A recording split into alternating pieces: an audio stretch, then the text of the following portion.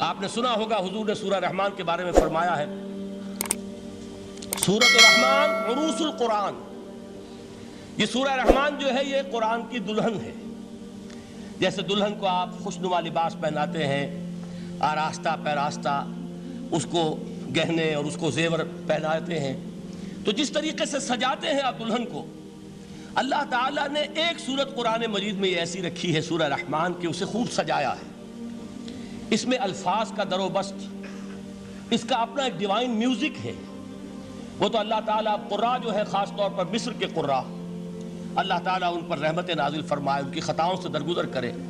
جس طرح قرآن کے انٹرنسک میوزک کو انہوں نے واضح کیا ہے، واقعہ یہ ہے کہ اگر یہ لوگ نہ ہوتے، شیخ عبد الباسط محمد عبد الصمد، شیخ محمود خلیل الحصری، یہ لوگ کہ جنہوں نے قرآن کے اس غنا میوزک، یہ لفظ جو ہے آپ حیران نہ ہو کہ میں یہ کوئی شاید توہین کر رہا ہوں قرآن کی، حضور نے یہ لفظ استعمال کیا ہے، تغنو، اس قرآن کو اچھی سے اچھی خوشلہانی کے ساتھ پڑھو۔ من لم یتغن بالقرآن فلیس منا، جو قرآن کو بہتر سے بہتر انداز میں، اچھی سے اچھی آواز میں، خوشلہانی کے ساتھ پڑھنے کی کوشش نہیں کرتا، وہ ہم میں سے نہیں ہے۔ بلکہ ایک مرتبہ حضور رات کے وقت آپ گشت پر تھے اپنے ساتھیوں کے حالات معلوم کرنے کے لیے۔ حضرت ابو موسیٰ اشعری رضی اللہ تعالیٰ عنہ ایک صحابی ہیں، ان کے گھر کے پاس سے گزر ہوا، وہ رات کو تہجد پڑھ رہے تھے، کھڑے ہوئے کیف کے عالم میں قرآن تلاوت کر رہے ہیں۔ حضور کو بہت پسند آئی ان کی قرات، کافی دیر تک وہاں کھڑے سنتے رہے۔ اب انہیں کیا پتا کون سن رہا ہے، بالکل اسی طرح سمجھ لیجئے ایک بات یاد آئی ہے، حضور فرماتے ہیں کہ جس طرح کان لگا کر اللہ قرآن کو سنتا ہے کسی چیز کو نہیں سنتا۔ ہمیں نظر نہیں آتا نا، ہمیں معلوم نہیں، ہم قرآن پڑھ رہے ہیں تو سننے والا کون ہے؟ سب سے زیادہ کان لگا کر خود اللہ۔ یہاں اس لیے مجھے یاد آیا کہ ابو موسیٰ اشعری کو کیا پتا تھا کہ کون سن رہا ہے؟ وہ اپنی کیفیت میں نماز میں تہجد میں قرآن کی تلاوت کر رہے تھے، اور ظاہر بات ہے ان کے گھر ایکڑوں میں بنے ہوئے نہیں تھے، ایک ایک کمرہ، ایک ایک کوئی حجرہ، ایسے ہی تو گھر تھے نا صحابہ کے، لہذا حضور پاس سے گزرے، آواز آئی، کافی دیر سنتے رہے۔ اس کے بعد آپ تشریف لے گئے، صبح فجر میں ملاقات ہوئی تو حضور نے تحسین کے انداز میں فرمایا، یا ابا موسیٰ انک قد اوتیت مزمارا من مزامیر آل داؤد، اے ابو موسیٰ تمہیں تو آل داؤد کے سازوں میں سے ایک ساز اللہ نے عطا فرما دیا ہے۔ جس طرح حضرت داؤد، لہن داؤدی مشہور ہے کہ جب وہ پچھلے پہر رات کو حمد کے ترانے الاپتے تھے، قرآن میں ہے کہ پرندے شامل ہو جاتے تھے ساتھ، اور پہاڑ وجد میں آتے تھے، پہاڑ بھی ان کے ساتھ شریک ہوتے تھے۔ تو جس طرح کا اللہ نے ان کو لہن عطا فرمایا تھا، حضور نے تحسین کے انداز میں فرمایا ہے ابو موسیٰ اشعری، اللہ نے تمہیں بھی آل داؤد کے سازوں میں سے ایک ساز عطا فرمایا۔ بہرحال قرآن مجید کا جو یہ میوزک ہے، قرآن کے الفاظ کا جو حسن ہے، جہاں تک حسن معنوی ہے وہ تو ہر لفظ میں ہے، لیکن یہ حسن ظاہری، حسن صوتی، حسن لفظی، یہ اپنے کلائمیکس پر آپ کو نظر آئے گا سورہ رحمان میں۔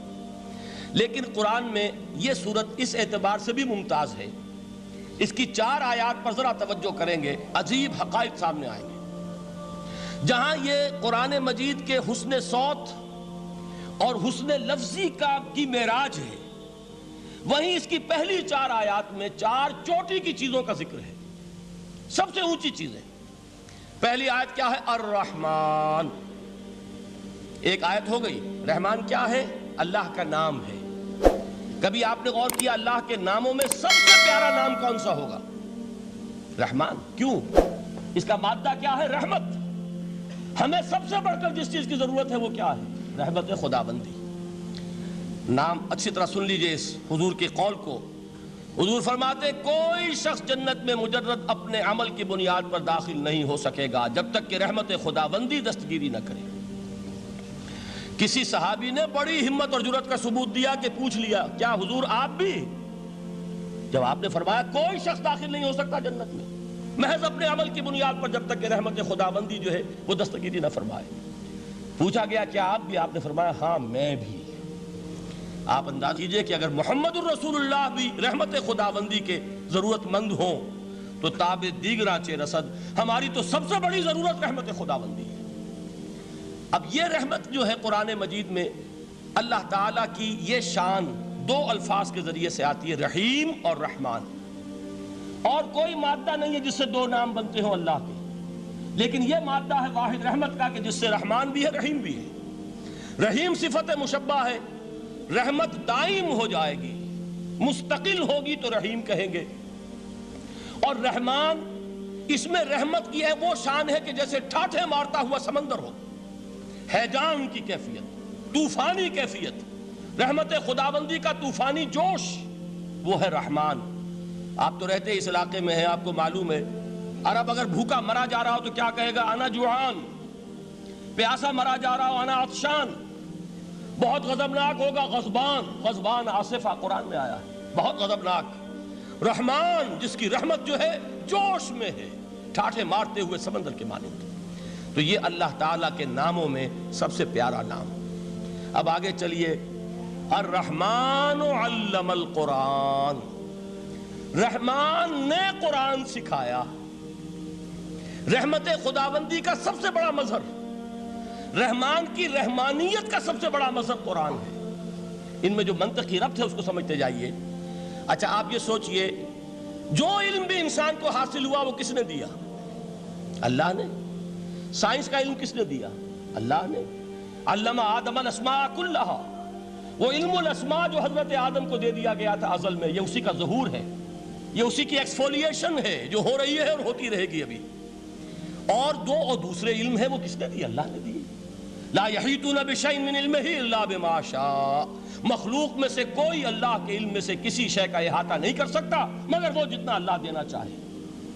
لیکن یہ کہ تمام علوم میں چوٹی کا علم قرآن، نوٹ کرتے جائیے، اب چوٹی کی چیزیں جمع کیجئے۔ اللہ کے ناموں میں چوٹی کا نام رحمان، اللہ نے جو کچھ انسان کو سکھایا اس میں چوٹی کا علم قرآن۔ خلق الانسان، انسان کو پیدا فرمایا۔ سوال یہ کہ حیوانات کو کس نے پیدا فرمایا؟ آسمان کس نے پیدا کیے؟ زمین کس نے پیدا کی؟ فرشتے کس نے پیدا کیے؟ کیا مطلب خلق الانسان؟ اس کی تمام مخلوقات میں اس کا کلائمیکس، اس کی تخلیق کی معراج، اس کے تخلیق کا نقطہ عروج انسان ہے۔ یہ ہے کہ جو مسجود ملائک بنا ہے۔ وَلَقَدْ كَرَّمْنَا بَنِي آدَمَ وَحَمَلْنَاهُمْ فِي الْبَرِّ وَالْبَحْرِ وَرَزَقْنَاهُمْ مِنَ الطَّيِّبَاتِ وَفَضَّلْنَاهُمْ عَلَى كَثِيرٍ مِّمَّنْ خَلَقْنَا تَفْضِيلًا۔ تو تخلیق میں سب سے اونچی تخلیق انسان کی، علموں میں سب سے اونچا علم قرآن کا، اللہ کے ناموں میں سب سے اونچا نام رحمان۔